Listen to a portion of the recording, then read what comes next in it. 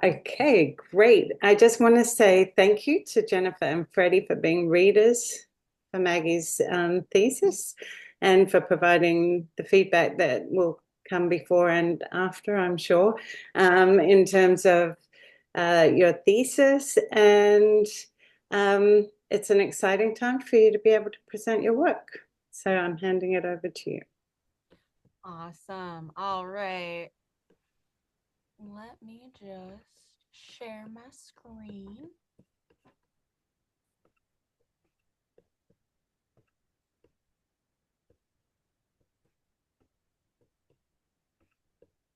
All right. All right. Let me just get this PowerPoint started here. All right.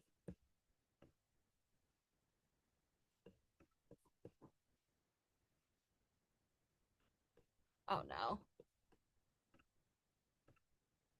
There we go. All right. Can we see that? Yes, beautiful. All right. So I'm Maggie, and today I'm going to present about my thesis called Examining New Professionals' Perceptions of Supervision Quality, Competency Adherence, and Clinical Practice Preparation within Internship Experiences. So, why this research? So, the internship experience is one of the core components of music therapy undergraduate degree experience. And you spend at least 900 hours in this internship, and all of your practicum plus internship experience must equal 1,200 hours to meet the requirement for clinical training. So, within internship, we are evaluated on various competencies that are dictated by the American Music Therapy Association. And interns have to meet entry level competencies by the end of the internship to be eligible to take the board certification exam. And within this internship experience, supervision is one of the most important pieces because it is the last experience that you have typically to be supervised by music therapists before you go off into the world as a clinician. And so a lot of the things that I had found within the literature review is that there is not a standardized internship model. We do have the competencies set forth by the American Music Therapy Association. However, we do not have a standardized model. And that's something that I really wanted to examine and kind of was part of the catalyst for what ended up being my thesis. And so when I was doing my literature review, I found that supervisors are often creating their own supervision models because we don't have a specific model that is kind of standardized and used throughout the field. And also that perceptions that quality, partially because we don't have this set standard, but also because everyone is kind of doing their own thing, can vary depending on a lot of factors. So there was a study conducted by Lim and Quant in 2019 that examined how music therapy students and supervisors perceive differences in supervision. And so the results suggested that there are significant differences in perception with professional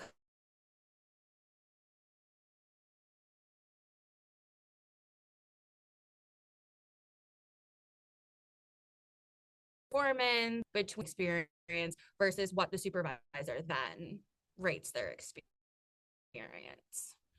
And this, again, is pointing to a lack of having a standardized model for internship supervision and thus kind of having, this experience that we can then draw upon and determine, are we preparing music therapists for the clinical space in a way that is meeting their needs and is also taking into account minoritized and marginalized identities. And something else that I found within the research, or rather didn't find within the research, is that there aren't any research studies that examine negative internship experiences or, look at non-compliant internship sites, which, to me, that seems like something that we should be doing. And the other thing that I found is that the research that does exist is primarily consulting either the internship supervisor slash directors, like academic supervisors or directors of internships, And then the surveys and the research that did consult students or interns was disseminated utilizing either the university or the internship supervisor.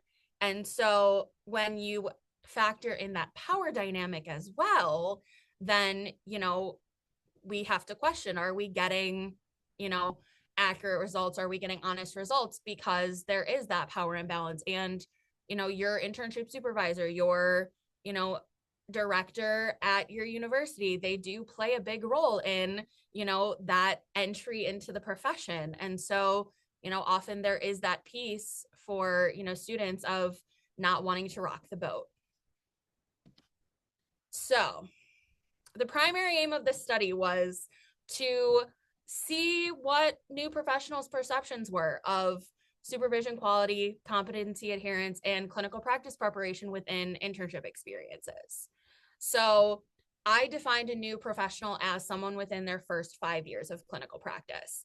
And I did that because it seemed like a good frame of time because you could still remember your internship, whereas if someone had completed their internship 20 years ago, we might not have all of the details. And also, when I was doing the research classes, we were told that we should look for sources that were no older than, 3 to 5 years.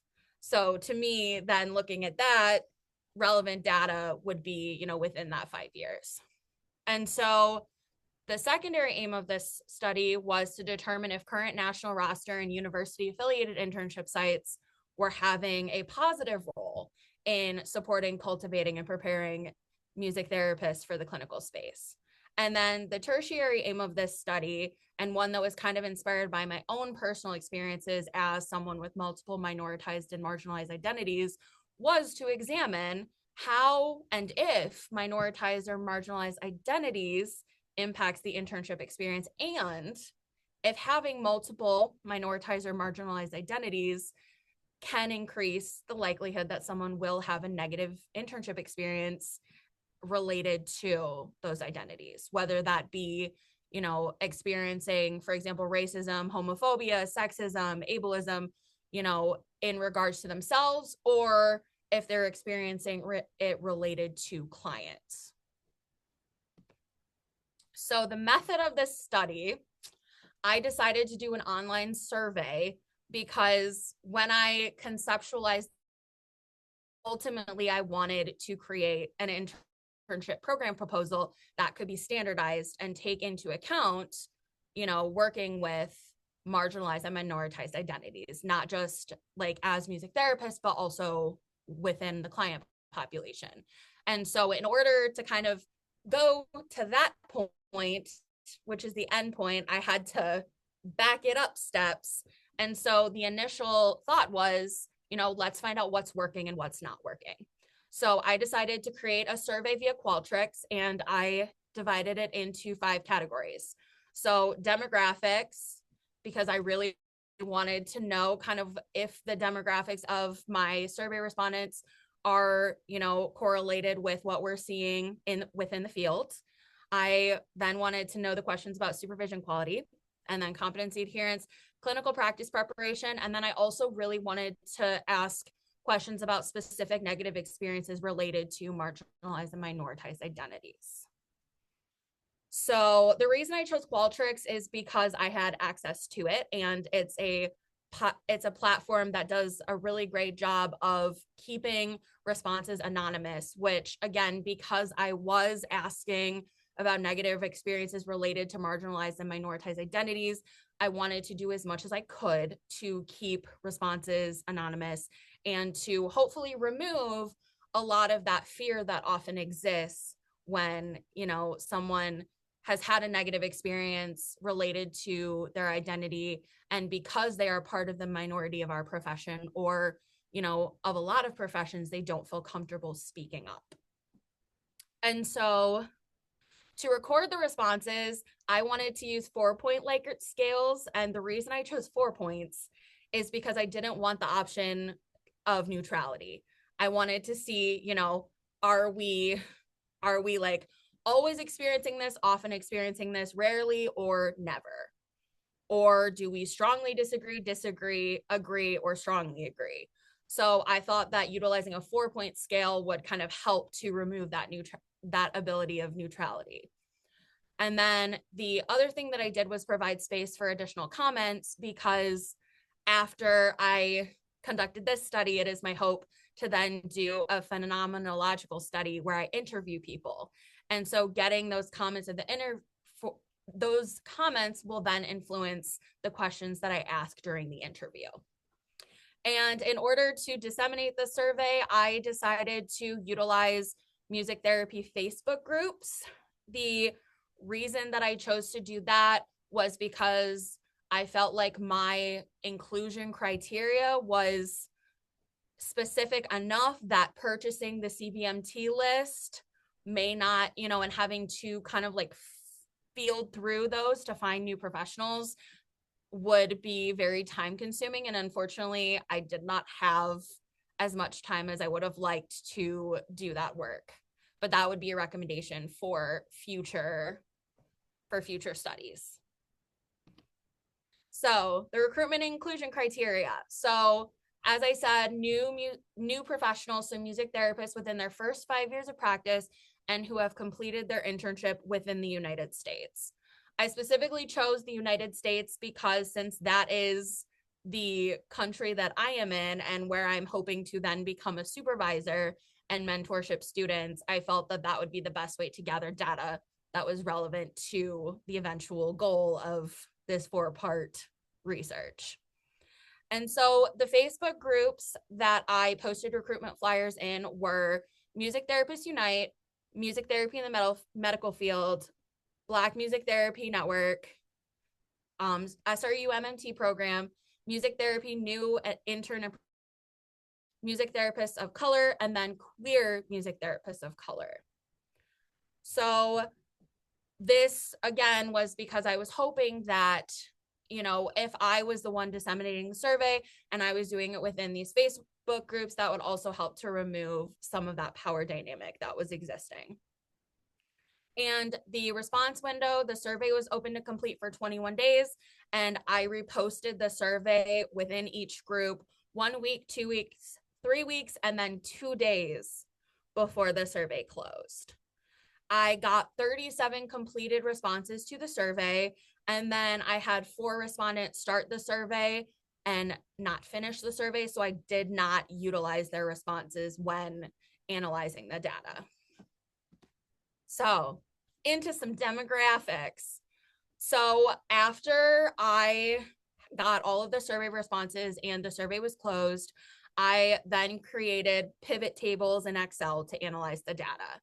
So I also compared certain demographic data to the 2021 AMTA workforce analysis just to kind of see if my data was correlated with what we were seeing kind of across the field.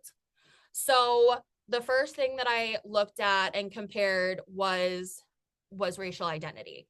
So as you can see in this table, we have 84% of survey respondents identifying as Caucasian or white, compared to 88.34% of the AMTA 2021 workforce analysis. We have 8% of survey respondents identifying as African American, which is higher than the 2.39% in the workforce analysis. We have 5% of survey respondents identifying as Hispanic, Latino, or Latinx, and then 3.64% in the workforce analysis. We have 30% of survey respondents identifying as Asian, which is compared to then 3.82% on the workforce analysis. We have 3% of survey respondents identifying as Indigenous, and then, which is a big jump from the 0.29% within the workforce analysis. So then I went and I looked at gender identity, because that was another demographic that I could compare to the workforce analysis. So I had 30 respondents, or 81% of survey respondents identifying as cisgender women, which compared to 86.44% on the workforce analysis. I had 4 respondents identifying as non-binary, so 11% of survey respondents compared to the 0.19 on the workforce analysis. So quite a big difference there. I had one respondent identifying as a cisgender male, so 3% compared to 10.17 on the workforce analysis. I had one respondent that identified as agender, which is 3% of the survey respondents, compared to 1.41% on the workforce analysis. And then the other category, I had ability to add the comment if there was a specific gender identity that I did not include. And so I had one person choose the other identity, and they did not specify what that other identity was. And then that is compared, so 3% compared to 0.66% within the workforce analysis. So we're kind of seeing a little bit of difference. And given that, the most recent workforce analysis was in 2021, we definitely have seen, kind of a more diversifying of our field, which is great and really exciting.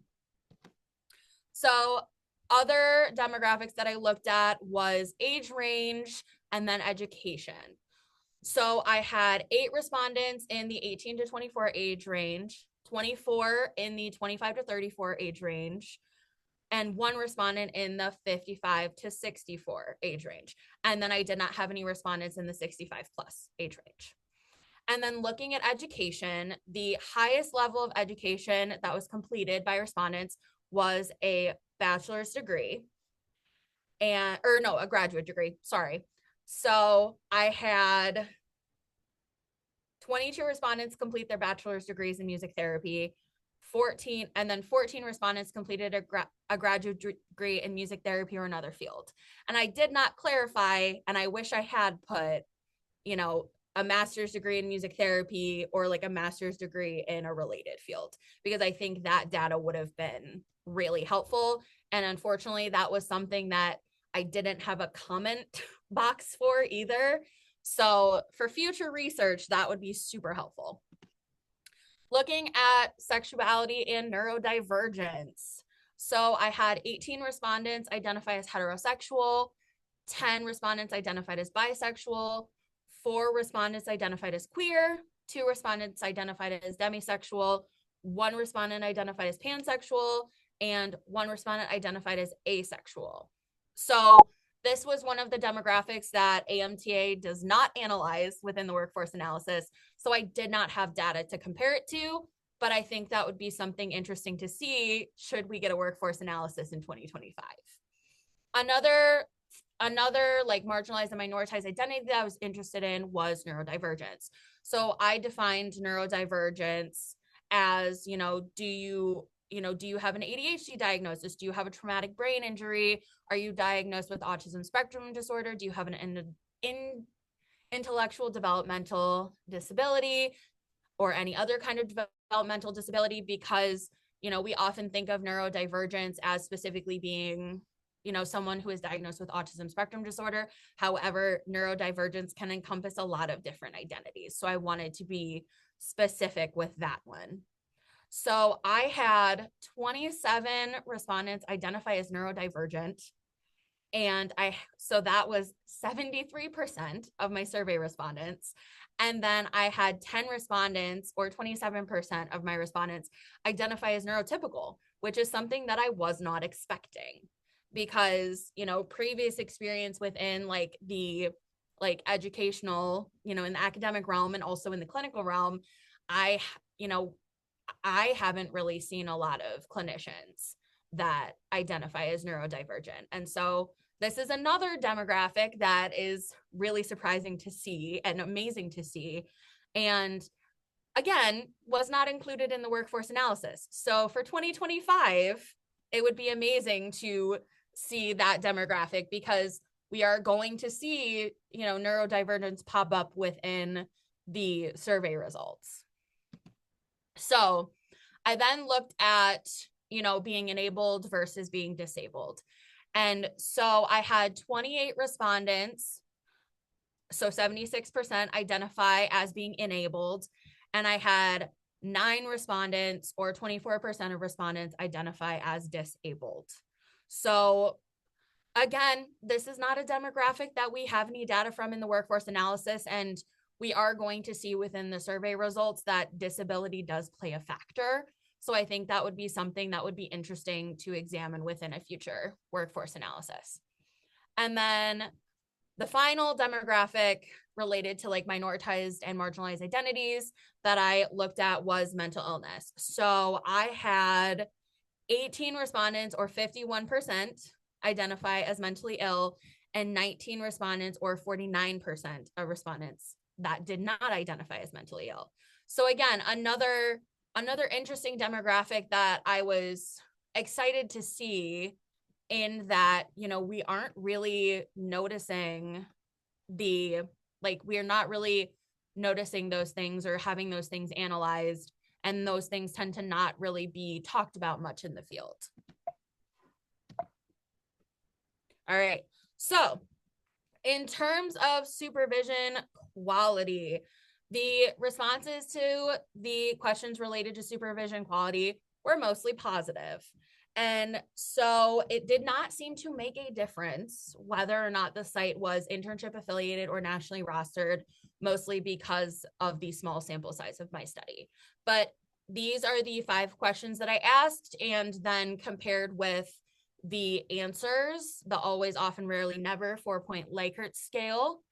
And so I also wanted to include some of the comments that I received about supervision quality. So the comments were pretty mixed. So we had some really positive experiences where we had a respondent say that they were one of the lucky few that had an amazing supervisor, and they were really cognizant of their struggles with mental health, and they felt really supported. We had people, again, say that their internship supervisors were amazing and that listened and made them feel seen and heard. And then on the other end of that spectrum, we have people who had supervisors that they would classify as emotionally manipulative, using trauma against them, going so far as to slander them with employers when they said they would write a positive reference. We have other interns that say that, you know, their experience with their supervisor was extraordinarily inadequate, and that, you know, the supervisors were rude and demeaning and did not give constructive feedback. So the next questions that I asked were related to competency adherence. So I asked 5 questions related to competency adherence, and the responses were primarily in the always or often categories of the Likert scales. And again, because of the small sample size, it did not seem to make a difference if the internship site was nationally rostered or university affiliated. And so looking at comments, we had mixed comments again. So we had experiences where respondents said that they had the AMTA competencies and they were given kind of an initial assessment at the beginning, a midterm assessment, and then a final assessment where they could rate themselves, and their supervisors also rated them. Others said that, you know, very similarly, that the competencies were used as a grading or rating rubric, and that they went over them with their supervisor. And so they were very much aware of what they needed to improve on. We had on the other side of it, we had, you know, respondents that said they were not informed about the AMTA competencies, or that they learned about the competencies in school, but then the competencies weren't really brought up during internship, and they weren't really like aware of what they needed to improve on during internship. We also had some comments such as 2 out of 3 of my supervisors were needlessly cruel and did not at all offer ways to improve, and that their internship supervisor barely supervised them and did not guide them through any of the competencies during internship.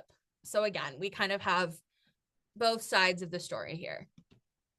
Looking at clinical practice preparation, I again asked 5 questions, and the responses related to these were in the always and often categories of the Likert scales. Most of the respondents had positive internship experiences that led to them feeling confident in their abilities as clinicians. And again, because of this small sample size, it did not seem to make a difference if the internship site was nationally rostered or university affiliated. When we look at clinical practice preparation, this is kind of where, we do have that positive end, and then we also kind of get more into those negative experiences. So we have respondents that are saying that, their internship was set into, very specific stages where they were, observing and building skills, then they were co-treating, then they were doing independent work, which is, from my understanding, what is supposed to be happening with internship, but unfortunately does not always happen. And then on the other side of it, we have people that said that they felt like they were getting conflicting feedback, and that some of the feedback was not related to their performance in the clinical space and was more like related to their personality or like kind of like socialization or social skills. And so another one of the comments that really stuck with me was one respondent said, the music therapy degree does not prepare you well for internship. Very little of the course content of my degree was helpful for clinical practice. And so that was a very interesting comment to hear, and one that I think, that has implications for creating a standardized internship program that is then kind of given to the academic institutions so that everything is more in line with each other and in sync, so that there isn't this much of like a disconnect or a disruption when, you have a student go from being a music therapy student to an intern. So something else that I wanted to talk about was marginalized and minoritized identities and negative internship experiences, because that was one of the things that I wanted to examine within this study. So 19 of the respondents had positive internship experiences. 8 had mostly positive internship experiences, 3 had somewhat positive internship experiences, and 3 had not at all positive internship experiences. So the respondents that identified as holding societally dominant identities, such as being enabled, neurotypical, and non-mentally ill, made up the majority of those who had positive internship experiences, and said that most of them said that they felt extremely supported and would recommend their internship site to future interns. And then the respondents who held racially marginalized identities also identified as having positive internship experiences. However, one respondent did experience racism during a practicum experience that influenced then how they responded during internship and how they approached, supervision during internship. And they said that they did not bring up concerns to their supervisor because they never had a music therapist as a supervisor who they felt had the interest or capacity to hear honest feedback. They learned to be silent because in their practicum supervision experience, they had a supervisor who blatantly denied them access to resources due to the supervisor being openly and unapologetically racist and homophobic. By the time they made it to internship, their only goal was getting through the system. And when their supervisor was not open to feedback through subtle hints about disability or gender issues, they would shut their mouth because those people have power over them and can destroy their career if you say something that they don't like. So I thought that was, that having this respondent say that they had a positive internship experience and then writing that comment, I think very much speaks to this dichotomy that exists where, there are experiences that people have related to marginalized and minoritized identities, and, they feel afraid to speak up about that because, again, these people, the internship supervisors, academic faculty, they have the power to negatively impact your career or even, put up so many barriers that you can't enter the field if they do not like what you have to say or, you rock the boat too much. So the respondents that held racially dominant identities, but also held one or more marginalized identities, such as being disabled, neurodivergent, mentally ill, or within the LGBTQIA+ spectrum, identified as having negative internship experiences. So these are the questions that I asked related to negative internship experiences. So as you can see, like when we're looking at, the rarely and never is coming from the societally dominant identities that are, white, enabled, neurotypical, don't identify as mentally ill, and identify as heterosexual. We have the always and often identities that are more, that are the ones that experienced conflict, experiencing homophobia, transphobia, racism, ableism, or other discrimination that felt unheard, unsupported, or unsafe. And that is then echoed within the comments where, I had respondents say that they were very careful to hide their disabilities. They had to play dumb in order to not disclose their disabilities. Having supervisors that were emotionally manipulative and use their disabilities that were disclosed against them. Having people, be what they would classify as abusive. And all of the critiques were centered around this person identifying as neurodivergent and what the supervisor deemed to be neurodivergent traits. Also, brought into question was there were supervisors that, because of their whether internalized or externalized neuronormativity and other discriminations, it showed up with clients where, one respondent said that their supervisor allowed autistic children to injure themselves in order to learn consequences for their actions. And so, we're not just seeing the impact as it impacts interns. We're also seeing how these biases, this discrimination can also negatively impact the people that we serve. And so I just wanted the negative comments there because so much of it was so poignant to read. And definitely I wish I could have included all of the comments, but unfortunately, my my thesis would have been 100 pages. And so I was trying not to do that. So looking at the data and the discussion points, so with the primary aim of the study, which was determining new professionals' perceptions of supervision quality, competency, adherence, and clinical practice preparation, the survey results showed that the overall perception of the internship experience is mostly positive. Looking at the secondary aim, the survey results show that current internship sites are having a mostly positive role in supporting, cultivating, and preparing interns for the clinical space.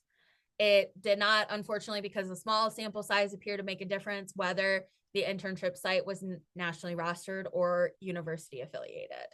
And then the tertiary aim of this study, which was examining how and if marginalized or minoritized identities impact the internship experience, and if having multiple minoritized or marginalized identities increases the likelihood that someone is going to have a negative experience related to those identities.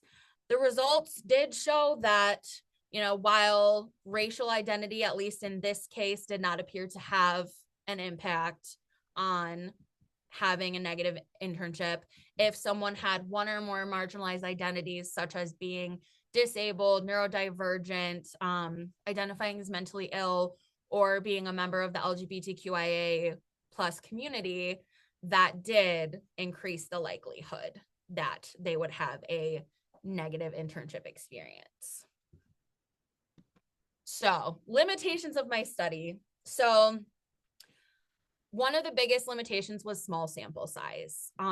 Because I only have had 37 respondents, which is amazing, and I'm so glad that I had 37, it is very hard to generalize the results to the field as a whole. So replicating this study is definitely in order. Something that is also worth noting is that survey respondents were predominantly white, and while that does align with demographics of the field, as someone who is also a music therapist of color and who holds multiple marginalized and minoritized identities, and also personally had a negative experience with an internship that involved racism and other microaggressions, I have had multiple conversations with other music therapists of color.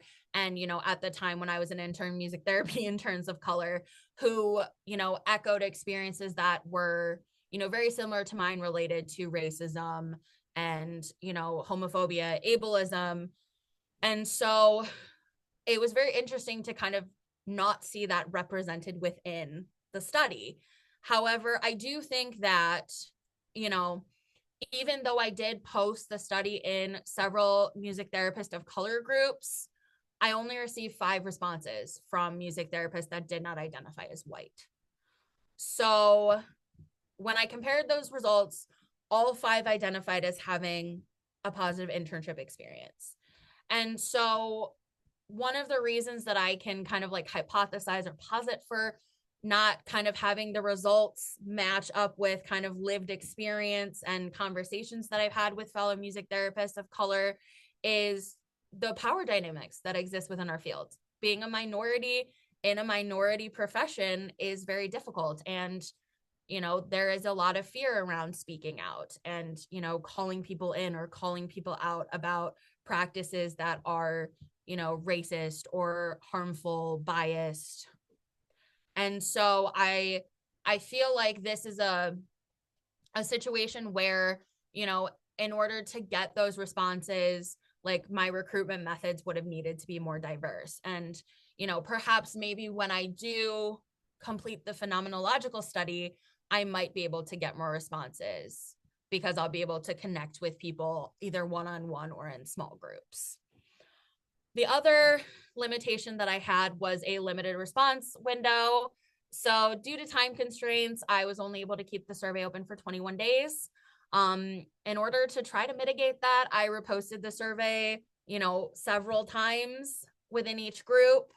But I feel like I would have been able to obtain more responses and have a larger sample size had I been able to keep the survey open longer. So recommendations for future research. More diverse recruitment methods are definitely needed. I think one of the ways to do this would be collaborating with the AMTA student chapter. I also think, which again, this would have to be done with a little bit of care because of the power imbalance and dynamics, you know, collaborating with universities. But I would be very hesitant to do that because of those power dynamics. But I do think that it's something worth exploring if, you know, someone who is replicating this study did have a connection already and didn't have to kind of like rely on like the university professors and internship directors to get the responses.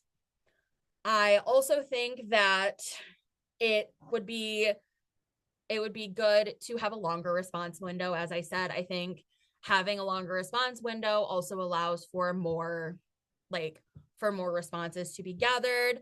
I think that, you know, it would be worth exploring to look at the CBMT list. However, you know, that would be time intensive.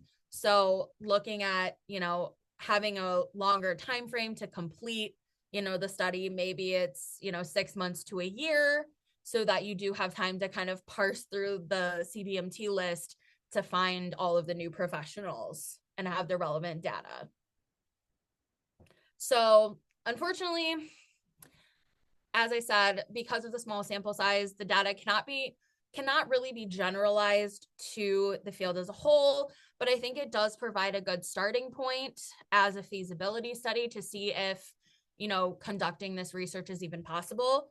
I think then, you know, replicating the study with more diverse recruitment methods and having a longer response window would gather more data that could then be generalizable to the field.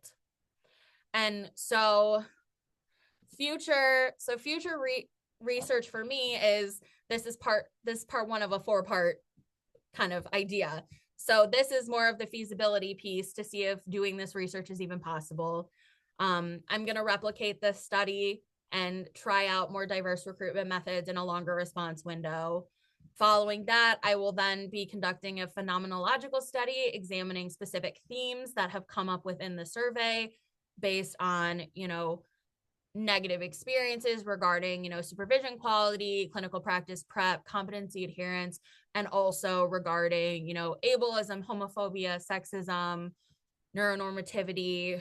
And then after following that, it is my hope to create an internship program proposal that could then be standardized and utilized that takes into account social justice approaches and also minoritized and marginalized identities. Because when supervisors are able to attune to the lived experience of their supervisees, that is when supervision and preparation for the clinical space is most beneficial. And unfortunately, because our field is primarily, cisgender, heterosexual, able-bodied, neurotypical, female identifying, that unless someone falls into that category and holds those experiences, if a supervisor can't attune to something that isn't that, then, as we kind of saw within a lot of the comments within the survey, the intern then has a negative experience, and it can potentially, also impact our clients, which is doing them a disservice as well. Thanks, y'all. Thank you for your presentation, Max.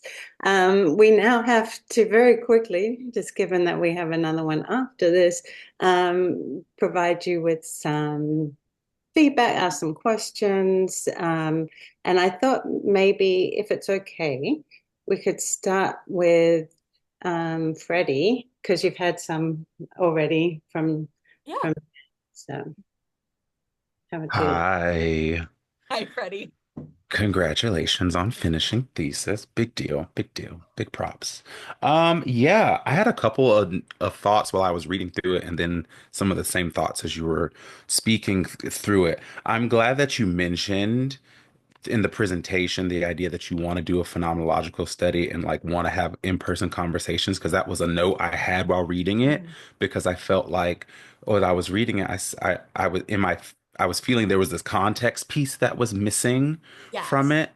Like I was feeling like part of me was wondering, I was like, well, what are the identities of these supervisors? Like it would be helpful to know that. It would be helpful to know what context are these supervisees bringing into supervision, right? Because in one of the anecdotes you wrote in, one of the people said, I had an experience in practicum where I knew my identities weren't being heard, and so I just chose to shut up. And then I felt that come up again in internship, so I did the same thing. So like context like that is really rich and important, and it felt like the survey kind of took away some of that potential context. So I'm glad that you mentioned wanting to do the phenomenological piece component of it. I would make sure to put that in your future recommendation section, because I don't think I remember seeing it.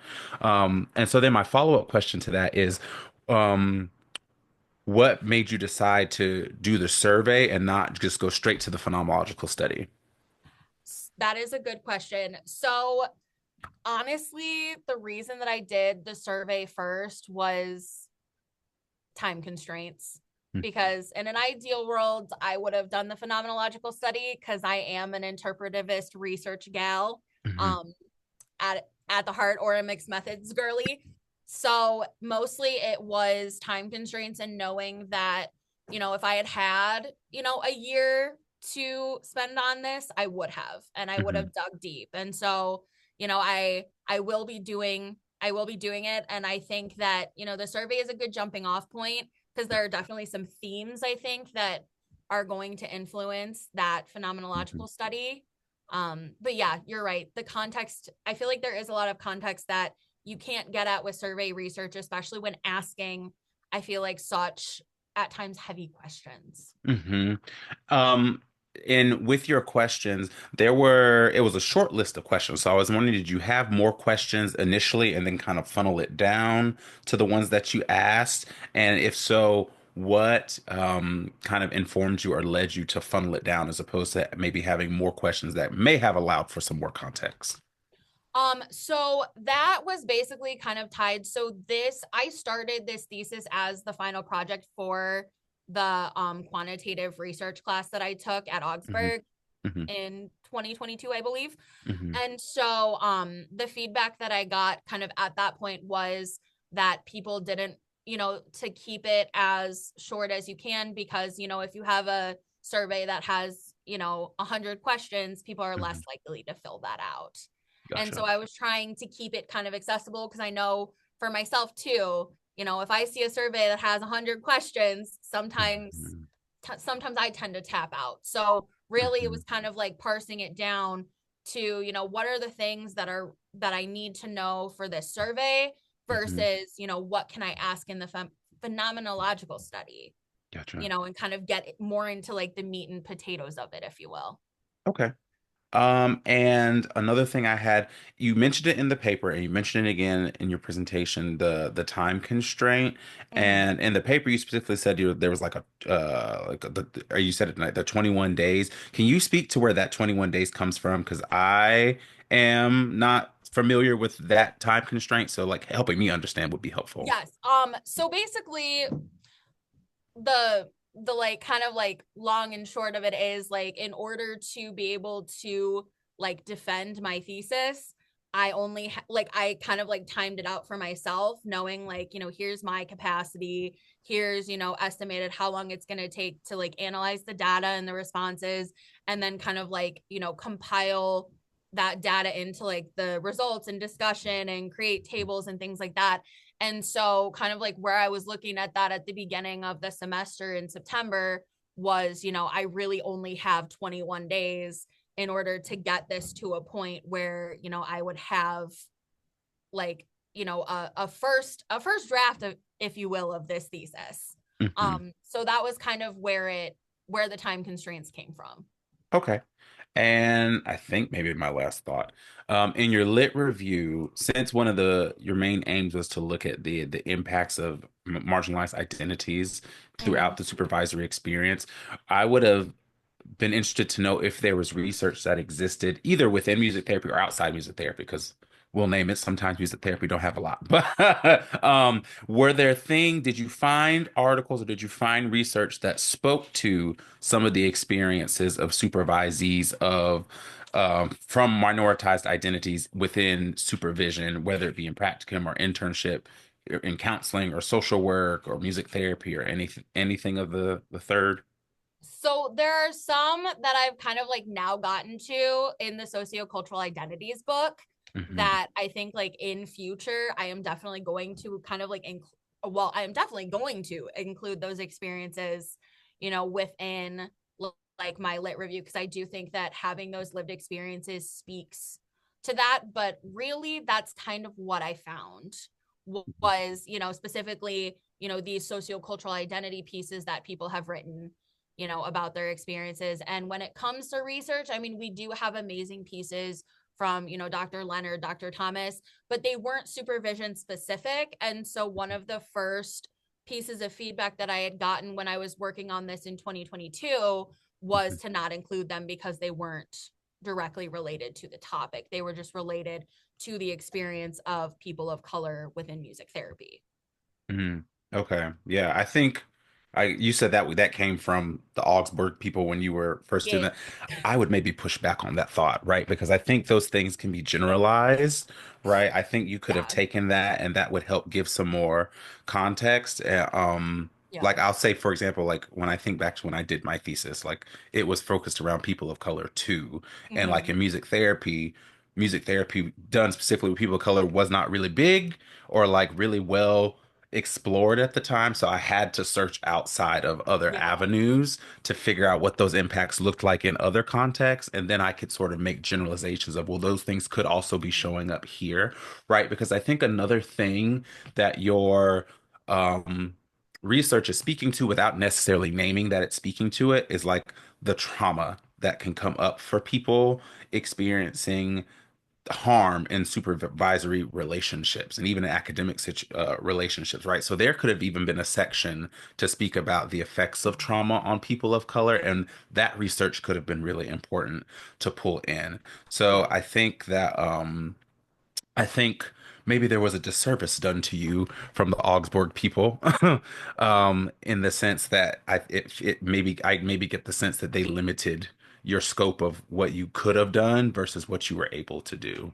Oh yeah, because this initial thesis was entirely exploring marginalized and minoritized identities and the impact of the internship Mhm. like experience.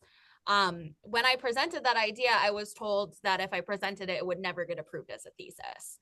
And so that's why I Mhm. watered it down, so to Mhm. speak. But again, I think that speaks to, when you're someone with a marginalized or minoritized identity, you do what you got to do to get it done Mhm. and get through, Yeah. because of the power dynamics that exist. Yeah. I would like to follow up on a couple of Freddie's things before we go to Jen. Mhm. I'm sad that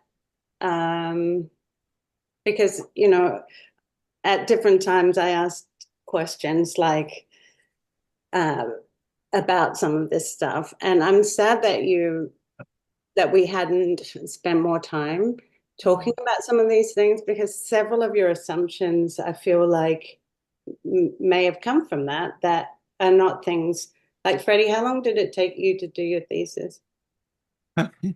Took me 2 years, but a lot of that was because I procrastinated to do a literature review. Whoa.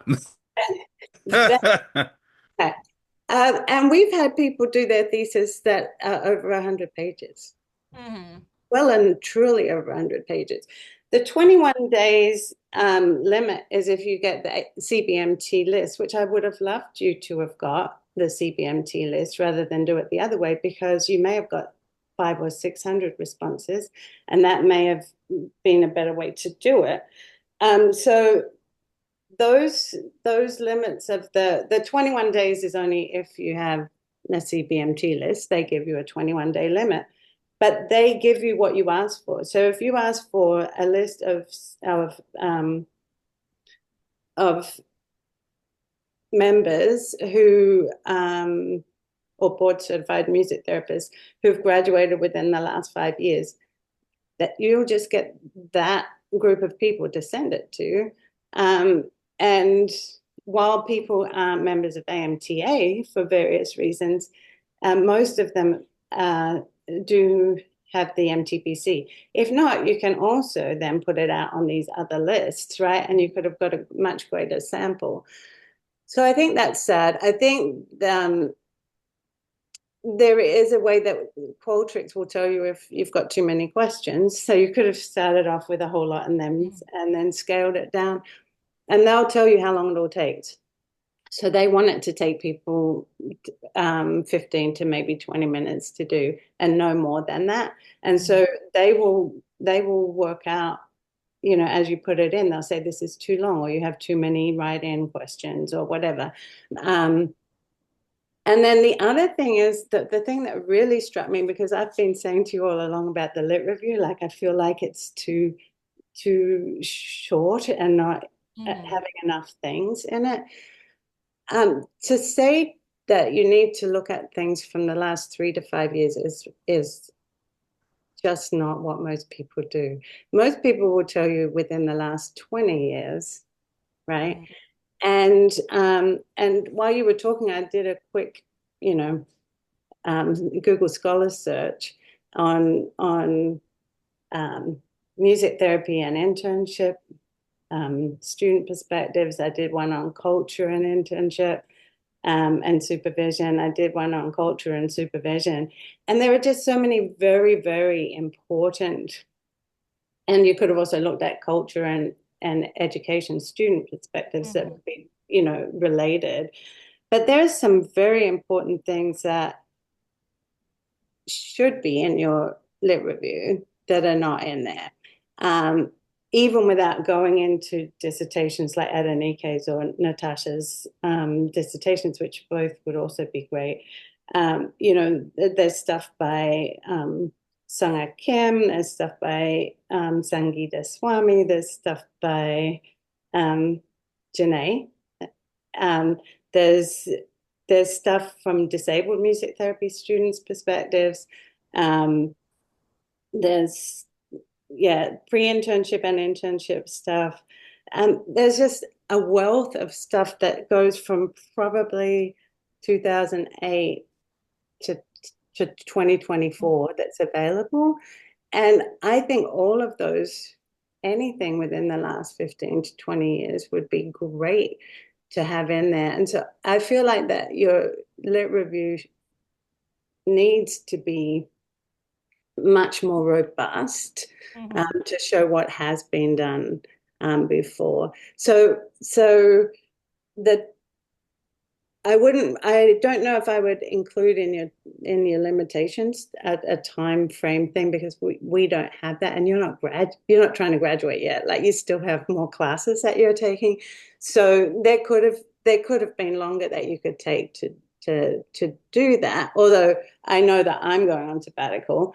And that's kind of where that came from was, like I needed to get it done this semester, and I had planned originally to do it like spring and summer and have like 6 months to do it.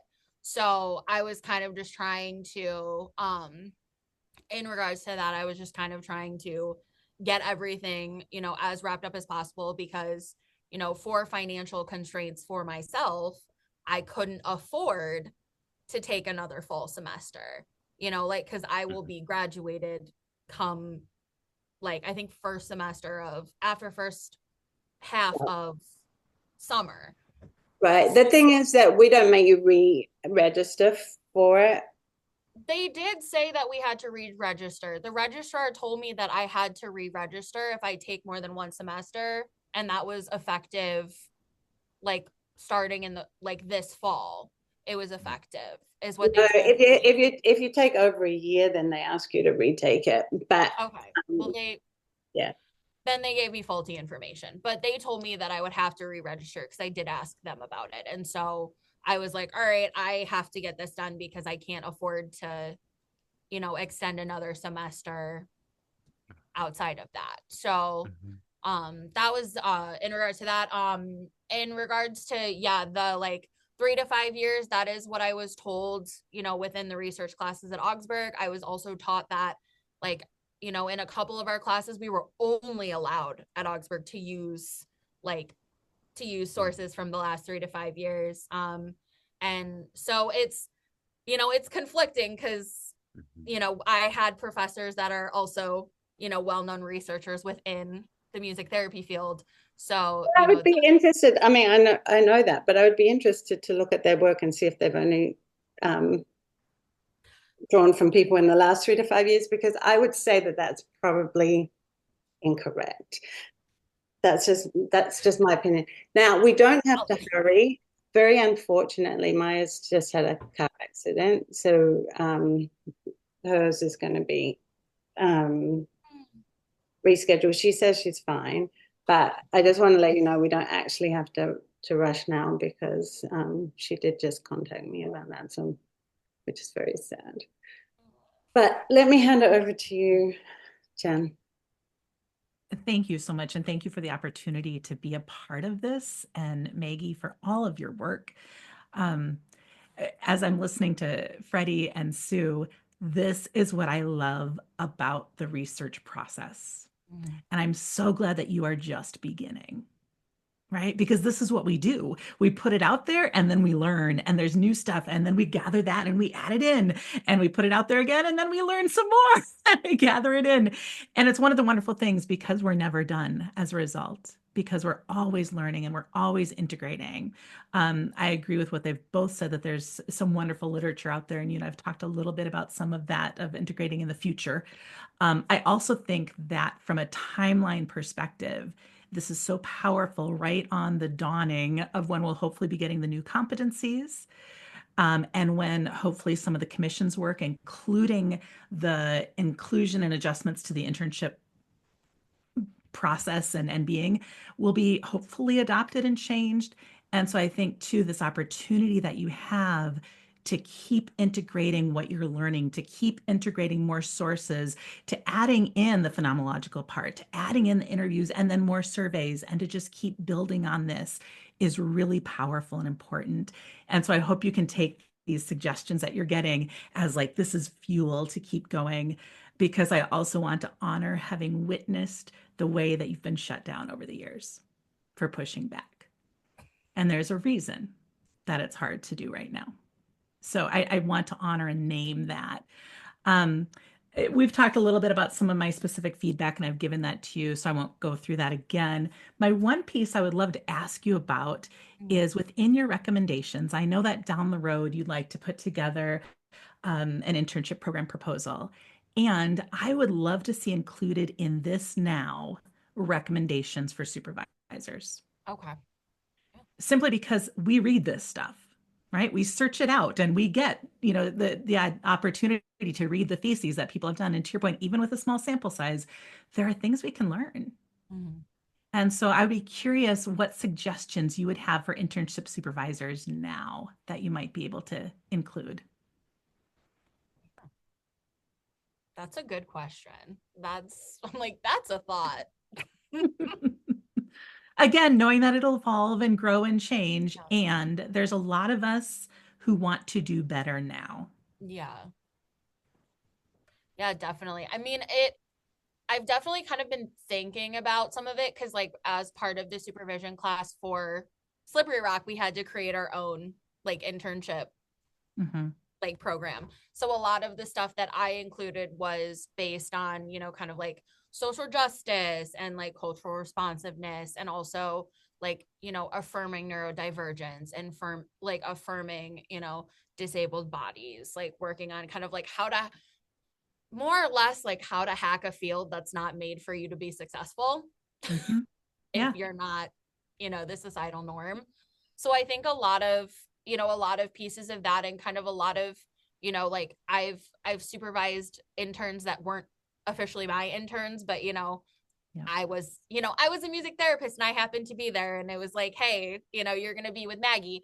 So a lot of the work that I have done with interns has been, that work of like, how do we hack this to work for us, Mm-hmm. because our current society is not set up in that way. So, how do we, one of my students that I had, it was like, how do we, we both as, black therapists or, in her case, a future therapist, how do we make things work within a system where, we're viewed as threats? And so we spent a lot of time kind of in that supervision talking about, here's how you advocate for yourself. Like, Mm-hmm. Here are some steps you can take where, if you're put in a situation where you're feeling, triggered, here are some steps that you can put into place to help, not feel like you're in fight or flight mode. So I think a lot of my suggestions would probably be along that line of like, how do we hack the system until we can build a new one? Mm-hmm. Thank you. And as you're talking about that too, I'm like, oh, recommendations not only for supervisors, but for interns. Yeah, absolutely. Yeah. Yeah, because I Yeah. think, speaking to my own experience, like if I hadn't been part of MT Mentor, shout out, I would have made it through my own internship, because of racism, ableism, homophobia, you know. And so I think that, those of us that, get put into negative internship experiences, that have that support system outside where we can still get, that mentorship, that supervision, the clinical practice preparation, that is amazing. However, unfortunately, there are people that don't have that ability and, their internship site and their academic institution are it. Yeah. And so, I think it would be really beneficial to have like, you know, an intern surviving internship 101 guide or something. I don't know. I wonder also whether a recommendation might be that instead of the minimum requirements at the moment to be an internship supervisor, whether there should be like different requirements where people have to undergo, I don't know, culturally responsive supervision training. And not just once, but like with the ethics thing, to be a supervisor, having to repeat that every Yeah. 5 years or something, so that, I don't know. I mean, I, I I'm think that would be a good idea. I was gonna say too, something that also brings up is, we are not a master's level entry field, right? So we have a lot of Mhm. supervisors out here who just have a bachelor's degree. And Mhm. so while they may have like the work experience and they might know their field or they might know their job really well, Mhm. they may not necessarily have the foundational tools academically to be able to support supervisees, but yet they are because like you said, all you gotta do is work at a place for 2 years and have a And also program take the one class from and take the AMTA one with class. I'm not even gonna lie, like I'll be completely honest, like I've taken it and all of it, like this class that we took at Slippery Rock was far more comprehensive. And because I had taken that class at the same time, I literally just like I didn't really pay that much attention in the AMTA class. And so, I think that speaks to, we need a better a better model for how to be a supervisor in place as well. And I'm just going to add in not only for internship, but also for practicum supervisors, because they don't even need to take that one course. They also don't have to be board certified, because my first practicum supervisor Yeah. wasn't even board certified. Yeah. And the school knew. And they were like, So I think this is really important research. And I am, Mhm. again, I just want to, I know you've gotten a lot of like feedback on like this and this and this and this, but I think all it comes down to is like, this is really important. And you've done really great emerging research. And now I think what this just shows is there's so much more to be done. But yeah. Lila, I'm not quite sure who you are, but if you're here for Maya, oh yeah, all right, just letting you know. Yes. Yes, I see the message. All right, sorry. Sorry.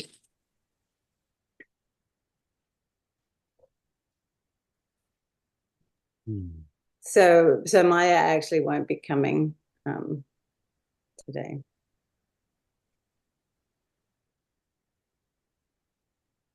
Which is unfortunate.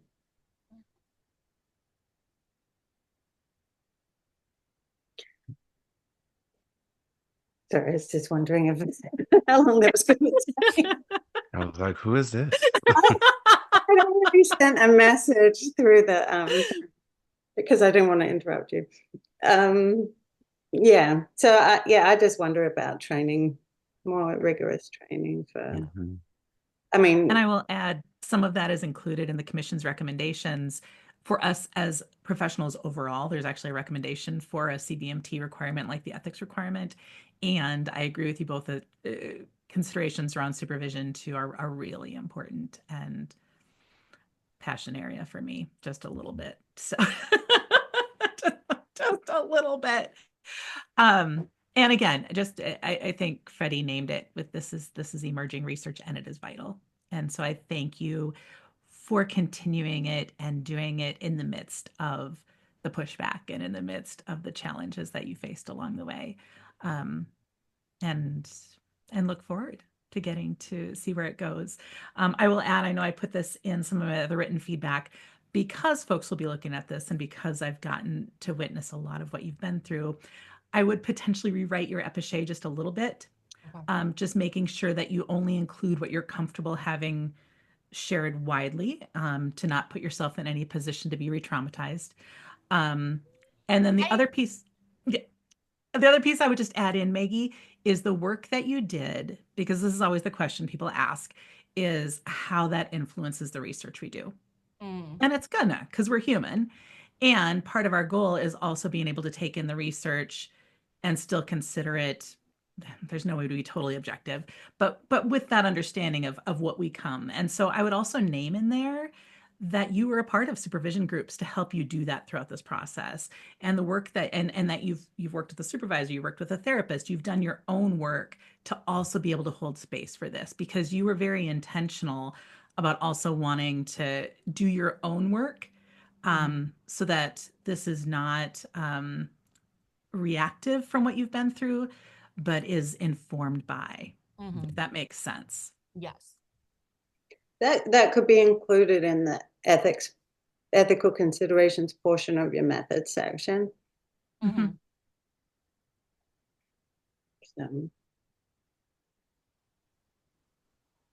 And you had started to speak, Maggie, and I kept speaking. So I don't know if you remember what you're going to say. Oh, I was going to say, like, in my epiche, like, I feel like so much of it is already, like, fairly widely known. So I don't. Okay. I mean, like, one of my, like, core values as a therapist and as a human being is, like, being your authentic self. And part of that is, like, that appropriate self-disclosure. And so, for me, like, as a therapist, like, those identities do influence, and, like, were compounded, and then, compounded my internship experience. So, it's something where it's like this, I feel like that's important context, because if I hadn't had the experience I had, which then, inspired the conversations that I had with other people, I don't think I would have been like, yes, let's do this. Agreed. Yeah. And just to be clear, I wanted you to name those things, and you gave quite a bit of detail. So that's the part where I was like, if you don't want to give as much detail, you don't need to. Naming the stuff, though, is important to your point. So I totally support you in that. And as long as you're good with it, I think it's phenomenal.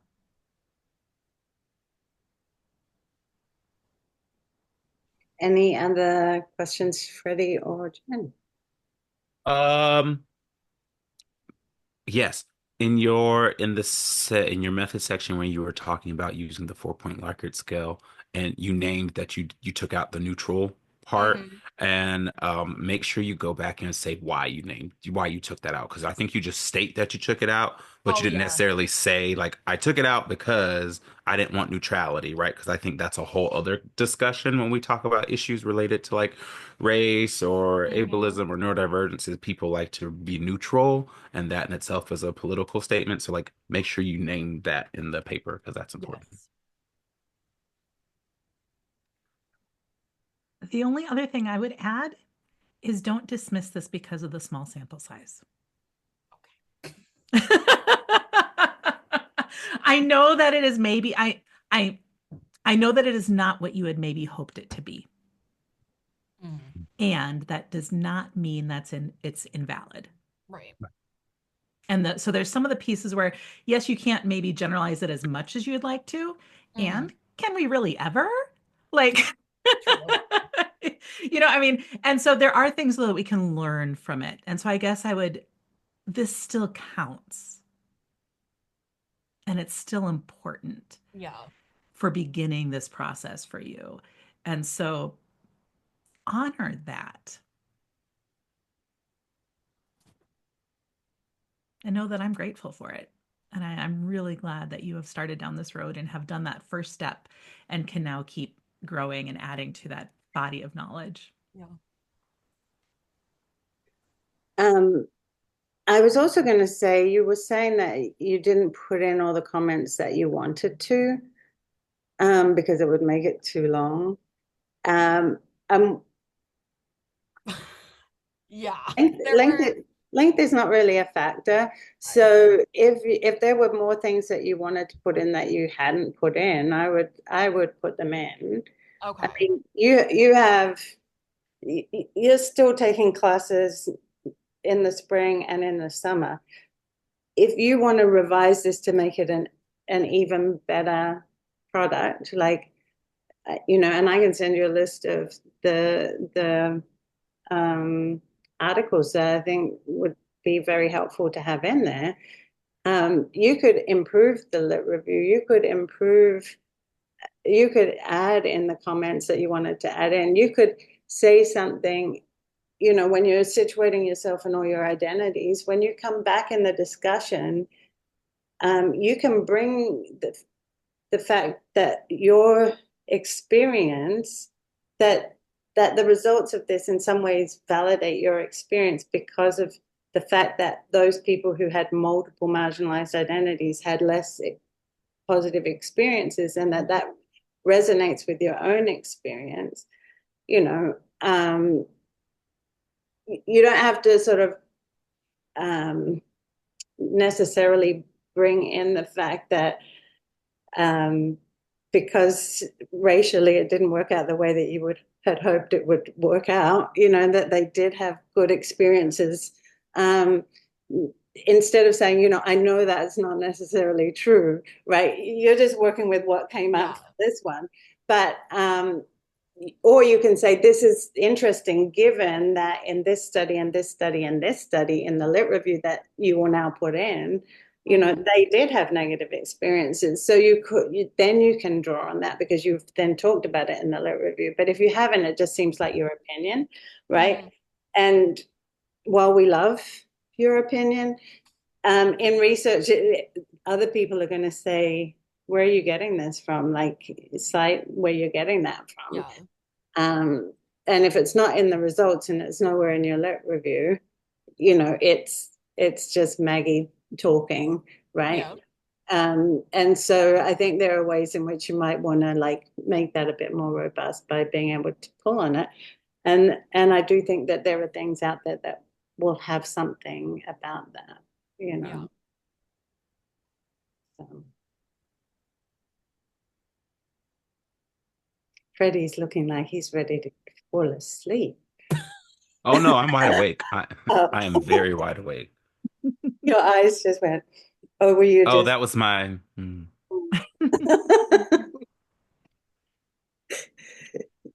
your face. All right.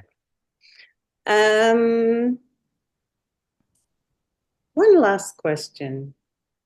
Yes.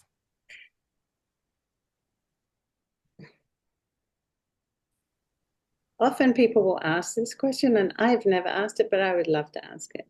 In what ways were you changed by engaging in this research endeavor? That's a really good question. I feel like it, in what, in a lot of ways, it validated my own experience. And it, like, obviously, like cognitively, I know I'm not crazy. My experience was my experience. And what I experienced was, racism, homophobia, etc. And there's often, what occurs with people with marginalized and minoritized identities is, we're manipulated and gaslit to believe that what happened to us didn't happen. So as infuriating as it is to see that the experiences that I had, have been mirrored for a lot of people, it was, kind of validating to that extent, and to also be able to like hold space and show up for that for other people.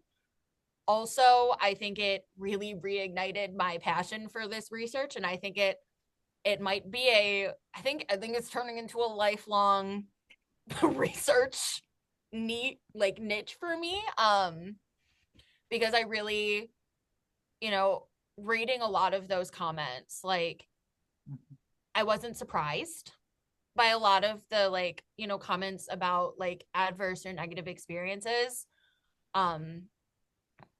But it's heartbreaking, because we go into a profession that is supposed to help people and, is supposed to not harm people.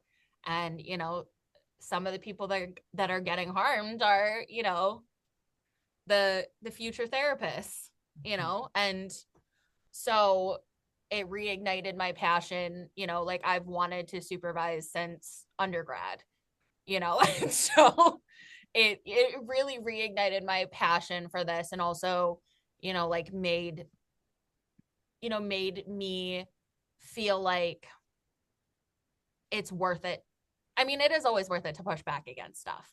But I think, a lot of my experience, like trying to initially do this, propose this research, and, kind of like other experiences, like, I feel like through doing this research and not having like the sky fall down and, not get, I mean, not that I thought I was going to get kicked out of Augsburg, but like, not having things made really, really well, correction, even more miserable for me, like having that experience be like, okay, no, like I can do, the work that's important and like the work that needs to be done.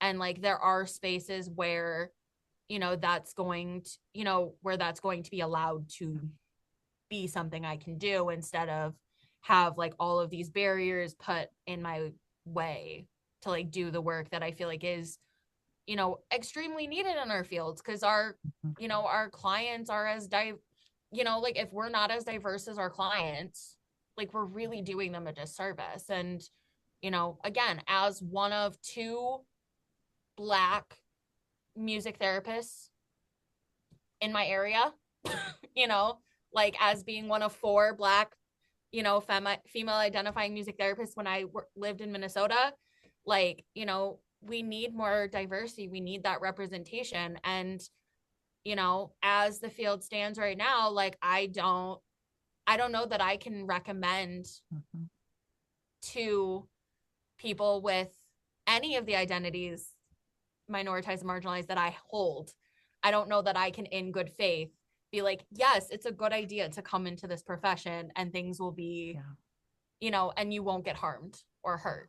And so the only way that I can, in good faith, recommend our profession is, doing some of the work to change the things that, are causing harm.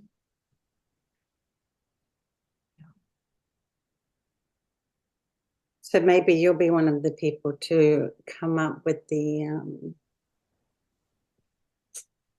supervisor competency list. Maybe. We've got professional competencies, we've got advanced competencies. We need supervisor competencies. Mm-hmm. We really do, because none of our field and related fields don't have those either. So I mean, I think it would be a really great. I'm not volunteering anybody, but I think I do think it'd be a great thing for our profession to have, because, even if it was possible, which it isn't, to like filter out all of the ways in which people who have marginalized and minoritized identities experience internships. There are ways in which even people in the dominant groups have negative experiences because of bad internship supervisors. And yeah.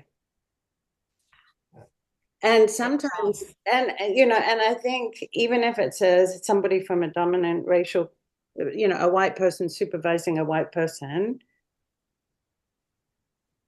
if they're not culturally responsive, they're not even bringing in any of the stuff that's happening with their whiteness for the clients.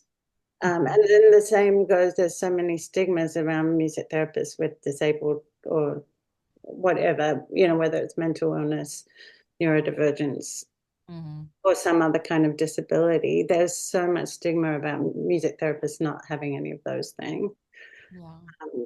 And I think that's often really problematic for people, both in the education setting and in the in the clinical space. But I was just thinking about some of the theses that have been done recently in the program on MAD studies on, like experiences of not being able to discuss race and racism in supervision. And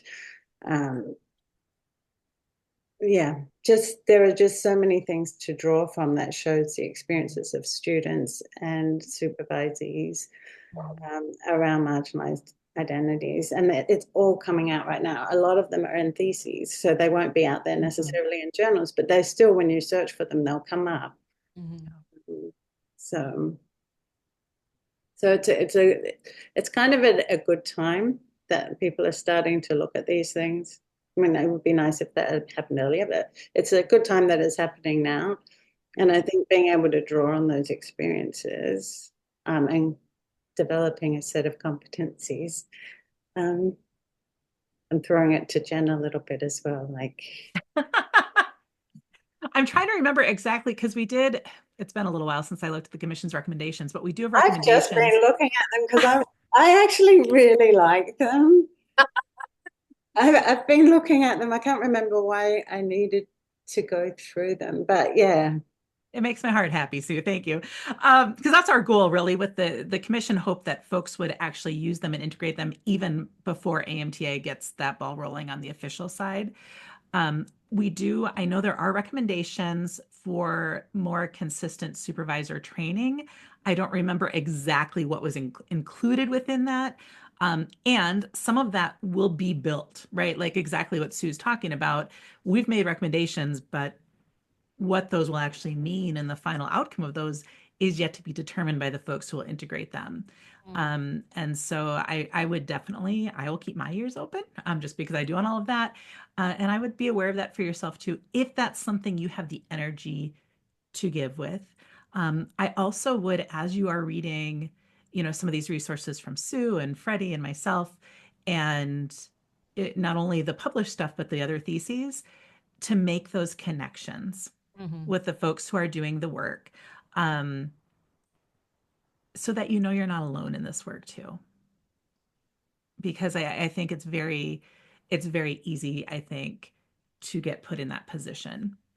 And so I would really, embrace the opportunities that you have to connect with the other folks that are doing this work, and to know that you've got support in that, and that you're not the only one doing it. It's not all on your shoulders. Thank God.